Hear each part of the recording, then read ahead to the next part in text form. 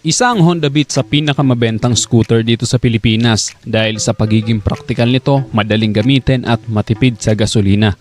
At ngayon siguradong mas dadami pa ang bibili ng motor na to dahil ilalabas na ang bagong Honda Beat version 3 dito sa Pilipinas. Madami ang nag-aabang dito sa Honda Beat version 3 dahil matagal na ring mayroong ganitong model sa ibang bansa kagaya ng Indonesia. At ngayon ay wawakasan na ang paghihintay sa Honda Beat version 3 na ito. Sa katunayan may pasilip na nga ang Honda Philippines sa kanilang official Facebook page. At ayon dito, get ready for a new look. Di pa nila binubulgar pero kung ating pagmamasdan naka-single shock ito at mas nakaka-excite pa dahil color gold ang mugs nito. At mas maganda talaga ang bagong Honda Beat version 3 dahil naka-LED ng headlight nito so mas maliwanag na siya at bukod pa dun mas maganda ang forma nito. Mas premium at mas modern. Parang nahahawig ang design nito sa Honda Click version 1 dito sa harapang bahagi nito. Isa pa nga sa bagong features nito meron itong built-in charging port.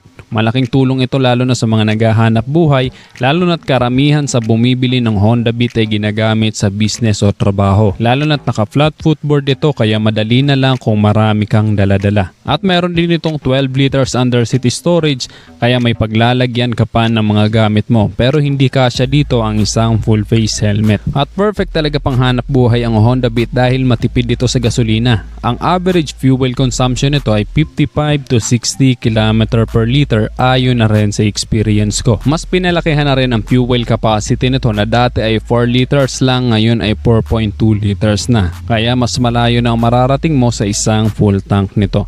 Mas maganda na din ang frame na ginamit dito dahil naka-ESAP ito o Enhanced Smart Architecture Frame. New technology ito na kung saan mas magaan pero mas matibay. Pagdating naman sa makina nito, ganun pa rin naman. 109.5cc, 4-stroke, 2-valve, single cylinder, single overhead cam, program fuel injected at naka-ESP o Enhanced Smart Power. Ang maximum power nito ay 6.6 kW at 7,500 RPM with a maximum torque of 9.3 Nm at 5,500 RPM. At sa starting system nito bukod sa kanyang push start ay meron pa rin itong kickstart.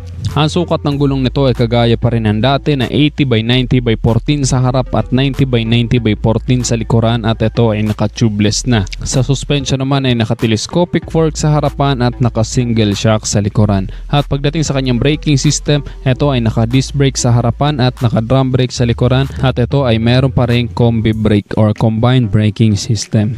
At isa pa sa safety features nito, meron itong tinatawag na side stand engine cut-off na kapag nakababa ang kanyang side stand, hindi aandar ang makina nito. Malaking tulong ito lalo na sa mga rider na makakalimutin. Bukod sa pagiging praktikal ng motor na to, perfect din ito sa mga beginner rider dahil napakadaling gamitin. Mababa lang din ang seat height nito na 740mm lang at mas magaan na din ang timbang nito dahil 89 kilos na lang ito. Yung previous version kasi ay 93 kilos dahil yan sa makabagong frame nito na kung tawagin ay ESAP. At siguradong excited na ang mga nagbabalak bumili ng Honda Beat. Lalo na't mas maganda na ang forma, may mga bagong features pa at mas pinatipid sa gasolina. Available pa rin ito sa dalawang variant, ang standard version at ang ISS version na merong idling stop system. Pagdating naman sa presyo, abangan na lang natin sa Facebook page ng Honda dahil siguradong malapit na rin nila itong ibulgar. Pero sa tingin ko, hindi naman ito malalayo sa presyo ng kasalukuyang Honda Beat. Baka nasa 1,000 or 2,000 lang ang may dagdag sa presyo nito. Bago tayo magtapos, tatanungin ko muna kayo, excited na rin ba kayo dito sa bagong Honda Beat version 3? I-comment nyo na lang sa baba ang inyong opinion at kung nagustuhan mo naman ang video to, just hit like. Kung bago ka na sa aking YouTube channel, huwag kalimutan mag-subscribe at i-follow nyo na rin ang aking Facebook page. Yun lang guys, hanggang sa muli, ako sa Rosgo TV. Ride safe always and God bless.